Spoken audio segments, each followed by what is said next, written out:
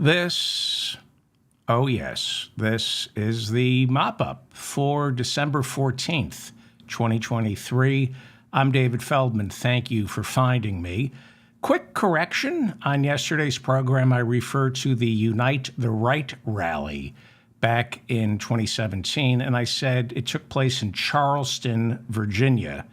I misspoke. I should have said Charlottesville, New Jersey. No, Charlottesville, Virginia. It took place in Charlottesville, Virginia, not Charleston, Virginia. I apologize to all the white supremacists who I offended. And thank you to all my listeners who caught that. You corrected me in the comments section, so thank you for that. Make sure to let me know what you're thinking in the comments section. Please like this episode so I remain in your feed. Subscribe to my newsletter and, of course, this channel. Joe Biden and Democrats want funding for the war in Ukraine. Republicans in the House want funding for the border. Biden and the Democrats don't want to do the border this year because Republicans are demanding cruelty directed at migrants, the type of sadism Joe Biden specifically ran against in 2020. House Republicans, for the most part, don't want to do Ukraine because more than any are willing to admit are rooting for Putin. And the small number of Republicans who are rooting for Zelensky don't feel the sense of urgency that Joe Biden does. Joe Biden was never a master of the Senate, but he knows how it works. That's why it was his idea back in August to bundle the border with Ukraine. It was Biden who said, I know Republicans don't care about Ukraine, so let's give them more funding for the border as a grand compromise. He's the reason Ukraine, right now, is saddled to the border. But he's dreaming of another time when there was a Republican Party that was capable of horse trading. Find out what the other guy wants, then see if he'll give you what you want in exchange for you giving him what he wants. Those days are over. So we're closing in on the Christmas break. The House heads for the door tomorrow night. And when it comes to Ukraine, Republicans have the advantage over Biden. And why is that? Because Joe Biden really wants Ukraine more than Republicans want the border. And Biden and the Republicans know this, because Republicans don't really care about the border bill. It's a manufactured crisis. Most Republicans actually are hoping Biden and the Democrats walk away from these negotiations so Republicans have something to run on in 2024. The border is the GOP's signature issue. It's who they are. But Ukraine isn't the Democratic Party's signature issue. Democrats don't define themselves through Ukraine the way Republicans define themselves through all that xenophobia, racism, and cruelty tied up in border security politics. Ukraine is a genuine concern for the health of the world order. It's what responsible leaders care about. And that puts Joe Biden at a distinct disadvantage when it comes to negotiating with the Republicans. He can't walk away, but Republicans can. He, from a moral standpoint, has to do Ukraine. So he's offering concessions on the border right now to get Ukraine. And this is exactly where Republicans want him. They want Biden to cave on the border. Republicans figure, politically speaking, that Latino voters will abandon Biden if he caves on the border, the same way Arab voters, especially in Michigan, a swing state, are abandoning Biden because of his unwavering support for Israel. Republicans aren't hoping to win over these disaffected Latino and Arab voters who are disenchanted with Joe Biden. Republicans are just hoping to get them to stay home on Election Day. Close to 40% of Latino voters went with Trump in 2020. Republicans will never win over the Latino voters who went for Biden in 2020. But if they somehow force Biden to concede on the border, Republicans could possibly end up splitting the Latino vote with Democrats right down the middle next year. It's a form of voter suppression. You get Joe Biden to cave on the border bill, it suppresses the Latino vote for Joe Biden. They won't come out and vote for anybody. Republicans have been stupid on abortion politics. They've been outmaneuvered by the Democrats. But when it comes to the border and immigration, Republicans always seem to get the better of the Democrats because Democrats actually take border issues seriously, while Republicans just see the border as a surefire vehicle for fundraising and scoring cheap political points. So, assuming these are good faith negotiations with Republicans, and there's no guarantee of that, what would Joe Biden tomorrow have to agree to in order to get Republicans to give him funding for Ukraine? And by the way, so we're clear here, Republicans really lose nothing voting to fund Ukraine. Democrats will lose everything caving on the border. But Republicans lose really nothing funding Ukraine except the secret donations from Vladimir Putin, which, is nothing to sneeze at. But there is a small number of Republican voters who are pro-Putin, but there isn't a pro-Putin voting bloc in the United States the same way there are millions and millions of Latino voters. Democrats have a lot more to lose politically in this border Ukraine stalemate. And the Hispanic caucus is furious with Biden this week because they are being kept out of the loop on these negotiations. Democratic Congresswoman Delia Ramirez of Illinois said today, "We shouldn't be scapegoating immigrant lives over our supplemental." She, by the way, is married to a DACA recipient, a dreamer whose status is still up in the air, the Deferred Action for Childhood Arrivals immigration policy. It started under Obama, and the ones who are part of it, it's a success. In Los Angeles, dreamers are starting to graduate from the academy and are joining the Los Angeles police force. This is a big issue in California, but it's a solid blue state. This is Senator Alex Padilla of California, and he said, "We are deeply concerned that the president would consider advancing Trump-era immigration policies that Democrats fought so hard against and that he himself campaigned against in exchange for aid to our allies that Republicans already support."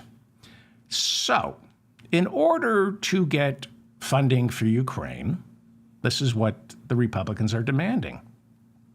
Biden must agree to many, many concessions on the border, like a safe third country travel ban, which is exactly what Donald Trump and his homunculus of a sidekick, Stephen Miller, want. What is a safe third country travel ban? Well, migrants from Haiti or from Central America don't come to the American border, to the United States border first. They travel through other countries, especially Mexico. A safe third country travel ban would demand that migrants apply for asylum in Mexico first, or one of the other countries they passed through before reaching the United States border. If and only if the third country, like Mexico, denies them asylum, then and only then would the migrants be allowed to apply for asylum here at the border in the United States. This is grossly unfair, and I don't think, even with all these Trump appointees, it would still hold up in the courts because it's unfair. The migrants are heading to America. They are seeking asylum in the United States.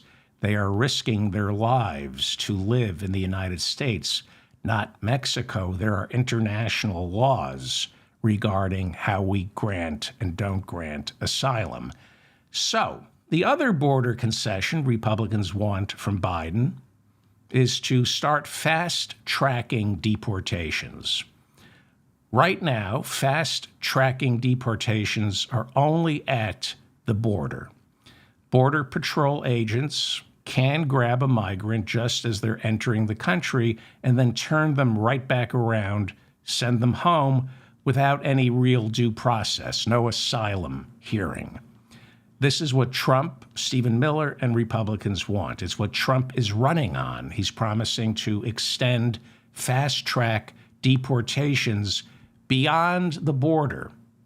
This is what the Republicans want from Joe Biden, to agree to fast-track deportations beyond the border, have them take place all over the country, permitting ICE to round up millions of undocumented Americans and ship them out of the country without any judicial hearings, without any due process. This violates international law. It would mean millions of people who have been in the United States for years, possibly decades, could be legally thrown out of here, separated from their children, their wives or husbands. They would be sent to countries they no longer recognize. It would be like David Feldman getting thrown out of Manhattan and forced to live back in Englewood, New Jersey again. That's how bad it is. This would give way too much authority to ICE, which has already turned into an instrument of cruelty and should be defunded instead of given more power. Republicans also want this from Biden. This is what they're asking. This is what they're demanding. They want to put an end to what is called humanitarian parole. What is humanitarian parole? It allows migrants who made it here, who got into this country, to be assigned court dates. This is what humanitarian parole is, and this is what they want to get rid of.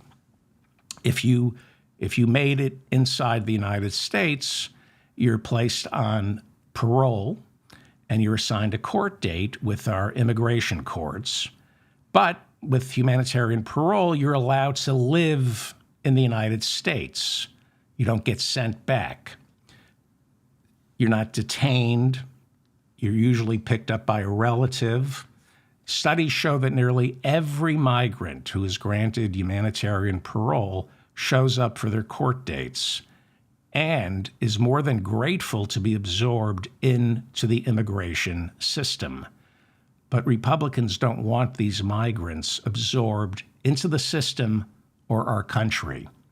They want them to be detained. They don't want humanitarian parole. They want them detained. The Republicans want all migrants, all migrant families to be detained permanently or until their immigration status is resolved in the courts, which, because the courts are backlogged, are keeping migrants on wait lists that take years to process.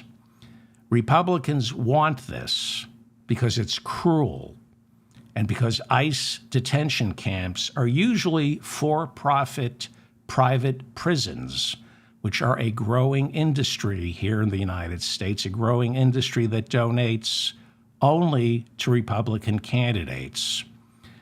Detaining more migrants doesn't just bring these private prisons millions in government contracts.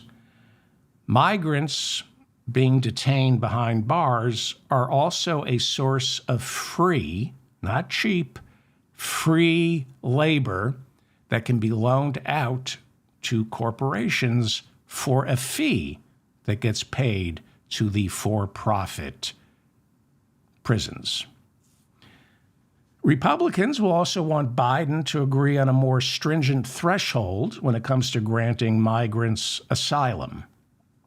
In other words, asylum under the Republican plan would never be granted to anyone sneaking into the country, somebody crossing the Rio.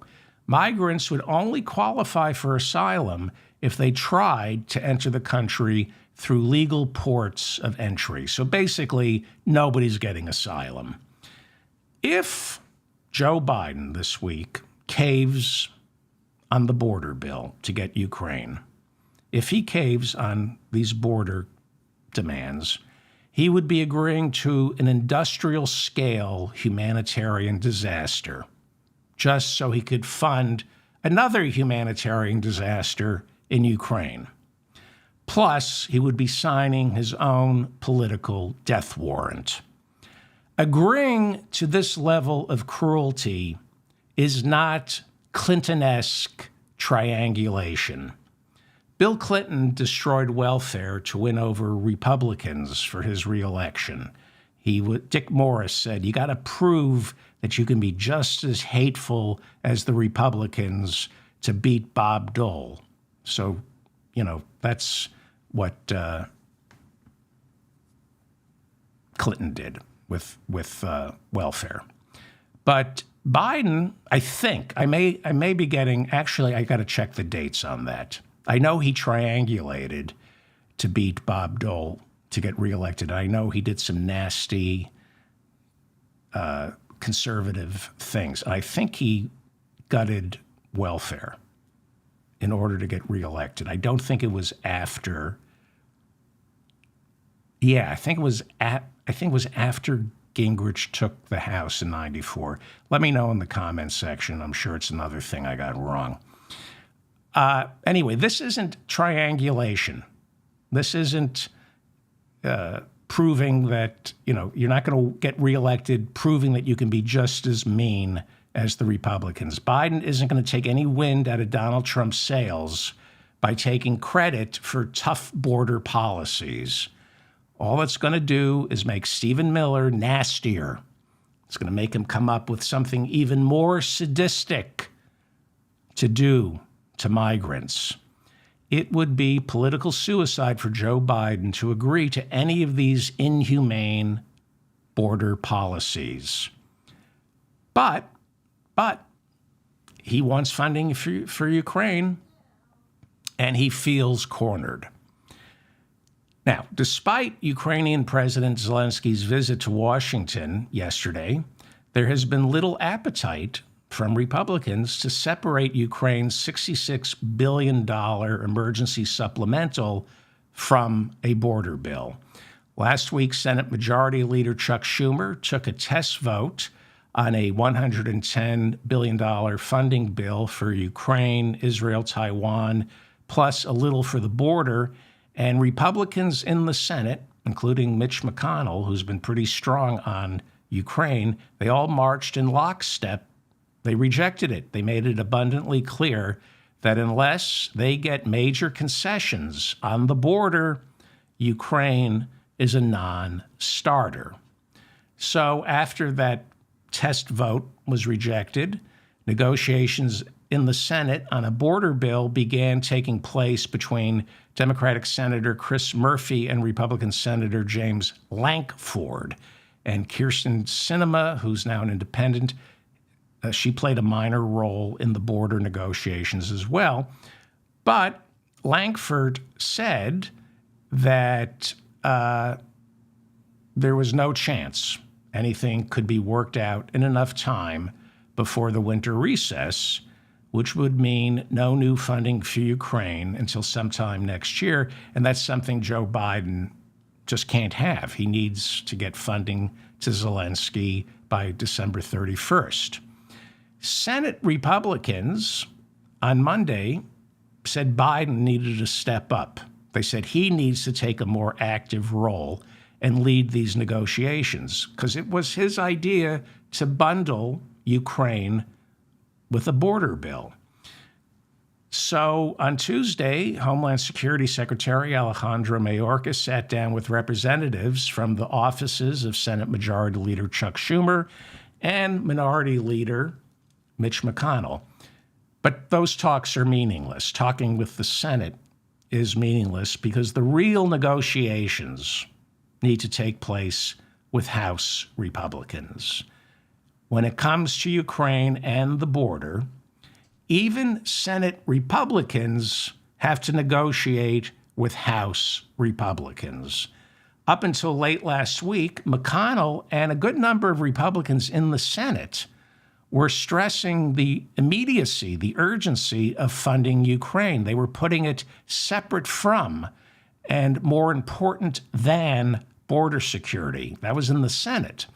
But House Republicans, under the leadership of Speaker Mike Johnson, they insisted that Ukraine and the border must remain inextricably linked, or no emergency supplemental will make its way through the House.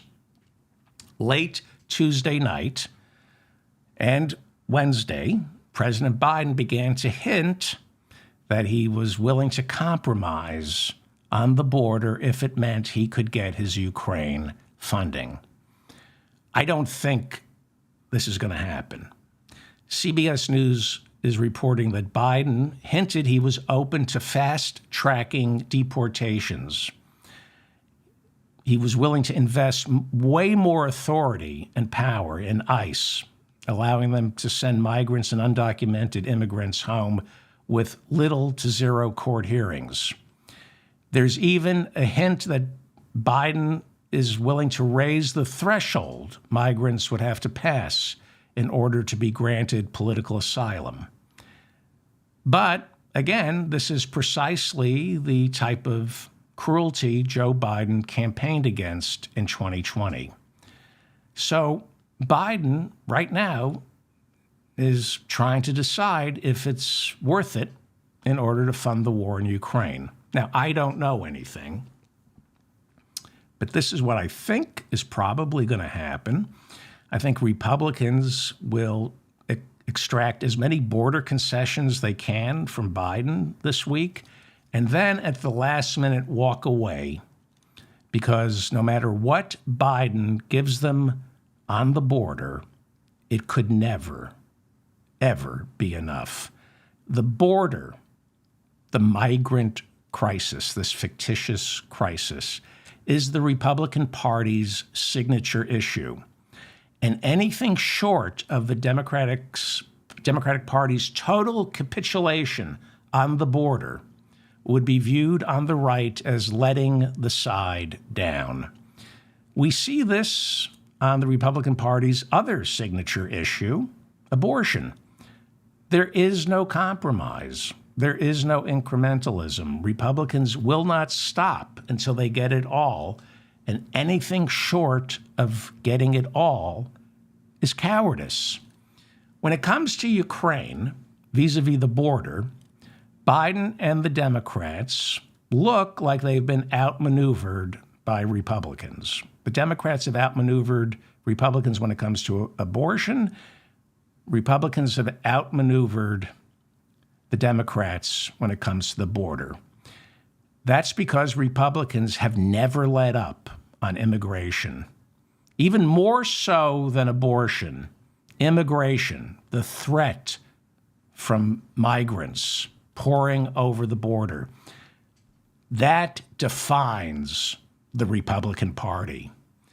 And just enough low information voters and, of course, bigots are convinced that there is actually some sort of crisis at the border. Let me make this clear to you. There is no crisis at the border. Yes, the mayor of New York City is blaming the migrants for his budget crisis. There are reports here in New York City that the migrants are going to add $4 billion to New York City's expenses each year. That is a lie. Those numbers don't consider what the migrants add to the economy. More importantly, as I said earlier this week, the Washington Post reported that cities like Pittsburgh, Erie, Pennsylvania, and Dayton, Ohio say, we'll take the migrants. You got migrants? We'll take them. There are hundreds of small to mid-sized cities around this country saying they need the migrants. Topeka, Kansas is offering $15,000 to each migrant who has the proper paperwork. If you've got the proper paperwork and you're a migrant, Topeka, Kansas will pay you $15,000 to move there and get to work. I'm a broken record on this, but America needs the migrants because we have a shortage of workers. And a shortage of workers keeps our economy from growing and threatens the sustainability of our social safety net, because not enough workers means not enough people paying into Medicare and Social Security. The only crisis at the border is an administrative one. Let me repeat this. The only crisis at the border is an administrative one. There has been a surge at the border with nearly 800,000 asylum claims so far this year, and that is a 2/3 increase over 2022. But we need these people. The problem is our immigration courts have a backlog that has tripled since 2017, with nearly 2 million cases still left unresolved. Why 2017? Because that's when Donald Trump tacked on $8 trillion to our national debt by giving tax cuts to the richest 1%. So we cut back processing migrants at the border. The only crisis at the border is how America manages these people. The crisis at the border is we're managing migrants on the cheap. If we hired more immigration judges, more social workers, and administrators, we could process these migrants faster and get them where they're desperately needed. Places like Pittsburgh, Topeka, Kansas, Dayton, Ohio, and Erie, Pennsylvania. This is a crisis of competence and coordination. There's gold at the border. These migrants are gold. We just have to make sure the gold is distributed properly. Instead, we have Texas Governor Greg Abbott putting the migrants on buses and sending them to overcrowded blue cities like New York, Los Angeles, or San Francisco, where the leaders there don't know what to do with the migrants because they don't know what to do with themselves. Abbott is sending migrants to where the homeless are, where it costs $1 million a month to rent a studio apartment. But if Greg Abbott really cared about the migrants or the border, he would put them on buses to the hundreds of cities here in America that need the migrants. But Greg Abbott, like DeSantis flying the migrants to Martha's Vineyard, they're not serious about this issue. They don't take the border. These two hateful bigots don't care about the border or the migrants. The migrants to them are nothing more than political footballs to be tossed around and kicked. And this is where real leadership on the part of Joe Biden and the Democrats is so necessary.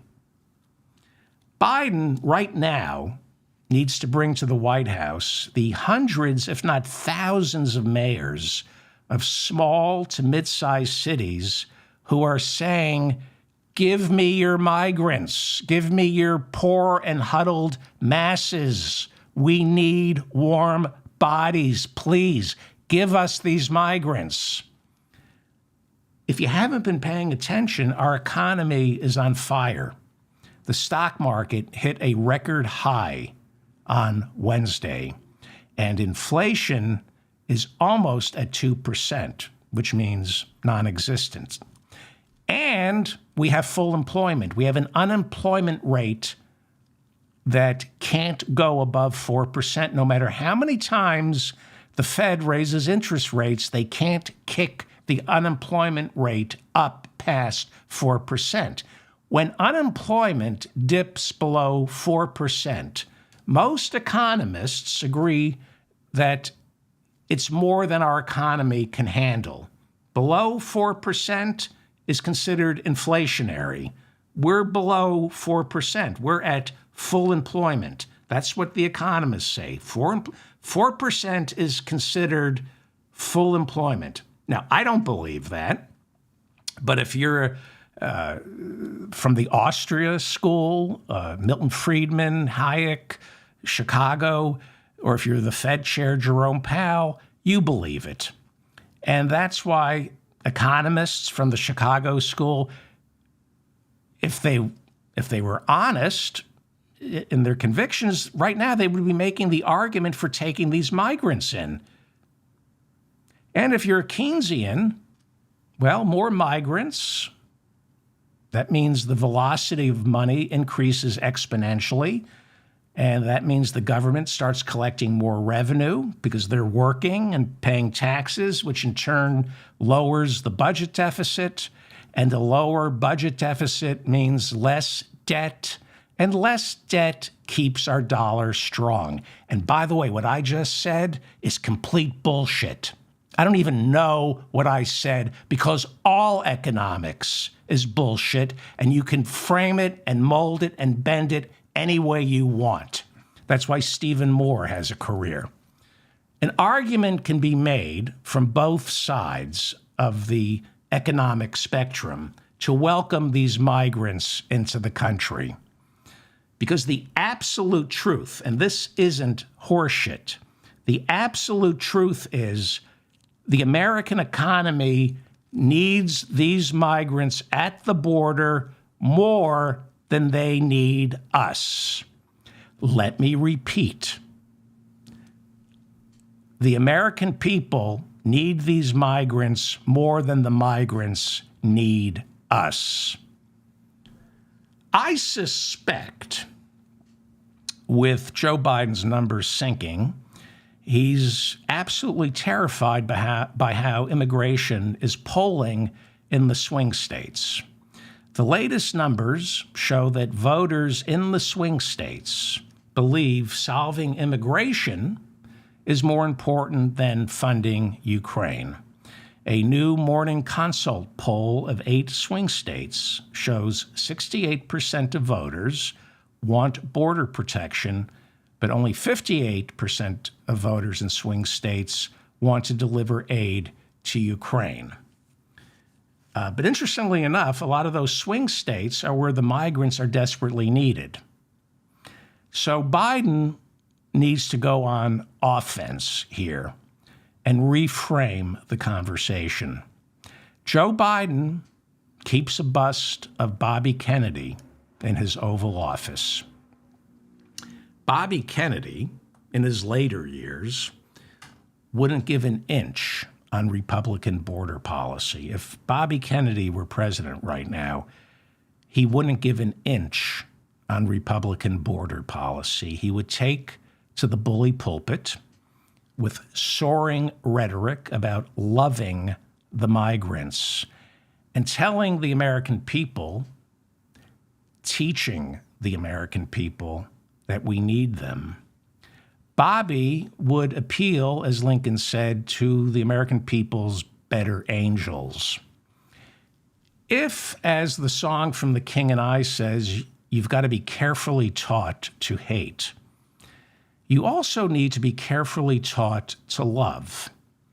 And that's where real leadership comes in. That's what Bobby Kennedy, in his later years, knew how to do. And that's why they killed him. The migrants are not just a gift to our economy. They're also a gift to the American people. They're a gift to repair our spiritual malaise. We have a record number of suicides in this country. We hit a record this year, partly because of our mental health crisis, but also, I believe, because we don't know how to take care of one another. This country is dying to be good. We are dying to do good things. We're dying for an opportunity to be kind, but all we celebrate is cruelty or being tough or talking about how countries and homeowners have a right to stand their ground and defend themselves. Americans are desperate to help each other, but helping each other has been turned over to nonprofit 501c3s who make sure that helping people is a business. Charity is a business. They make it hard to help people in America because helping people has become somebody's job, and you're not supposed to do somebody's job for free. And that's why this country is so broken. We don't know how to help one another. Nobody shows us, nobody facilitates the ability to hook up with people in need and help each other. People are trying to do that. It's not that hopeless. But mostly we're told to shop, to eat, to consume. Don't worry about helping your neighbor. That's what the 501c3s are for. That's what nonprofits are for. The migrants offer us, or at least the Democrats, a golden opportunity to pivot, to change the conversation for real leadership. I say let Fox News and the Republicans demonize the migrants. Give them the hate demographic, all of it. Give all the hateful voters to the Republicans. Because the Democrats won't win back the House or the White House by punishing migrants just a little bit less than Republicans do. You don't win elections. You don't win landslides telling the American people, vote for us because we're a little less sadistic than Trump. You win elections by changing the framework of the conversation. You make this about love versus hate. When I see the migrants, I see my grandparents.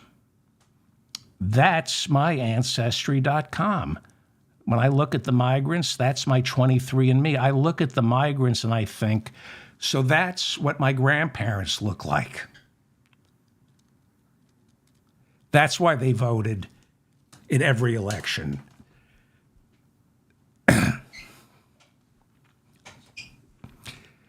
That's why my grandfather refused to take his World War I pension. That's why my father told me, if I don't pay my taxes, go find another dad. When I look at these migrants, I see America's past and its future. This country is dying. We are losing oxygen. Check the census projections. In 10 years, there are going to be a lot less of us unless we take these people in. And yes, it costs money to get these people on their feet. The same way it costs money to get my idiot grandparents on their feet. But when my grandparents arrived, this country understood that getting my idiot grandparents on their feet was an investment. And then my grandparents were sent where they were needed. This is always and still is a big country. There's a lot of land and a lot of work that still needs to get done. I'm not moving to Topeka, Kansas, no matter how much they pay me. Let the migrants live in that shithole.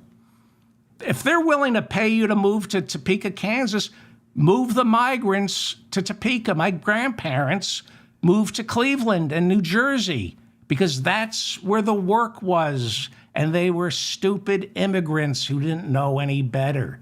They thought Cleveland and Jersey were the New Jerusalem. What did they know? Now, it's a beautiful story about America that I tell about my grandparents.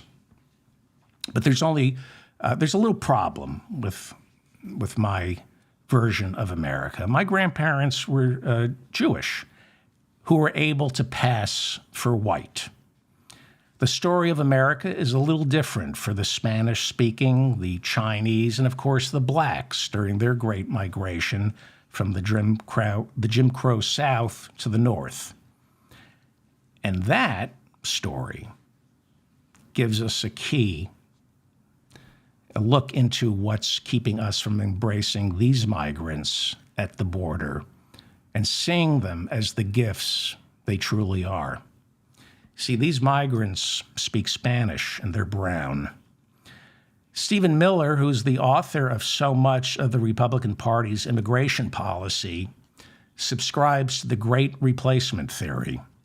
He and the entire Republican Party believe that if immigration continues at the same pace and white people continue to have fewer and fewer babies, then in 10 years, white people will be outnumbered. This is why you cannot separate the pro-life movement from the Great Replacement theory. This is why you cannot separate the pro-life movement from racism. Republicans are against abortion because not enough white people are having babies. So the crisis at the border isn't immigrants coming to this country, bringing crime and draining our economy. That is a lie. They do not bring crime. They enrich the economy. The crisis Fox News and Republicans invented at the border is Spanish-speaking people of color wanting to move in next door to you. Now, I have been told all my adult life that you can't understand American history or politics until you grasp the stubborn stain of racism here in America. And I've countered with, but I'm a class reductionist. And my black friends say that's because you think you're white. I still believe America ultimately is the story of class struggle. But I also have come to learn it's the story of bigotry, intolerance, racism, misogyny, homophobia, Islamophobia, and anti-Semitism. If I left your group out, I don't care. I'm sorry, I can't get to everybody. That is the story of America. That story, the hatred, the xenophobia, the contempt, and fear of people who are different, the need to be sadistic, to punish, the need to savor other people's suffering, that story is very much the story of the United States of America. And it is very much the story right now down on our southern border. Where is the leadership on this?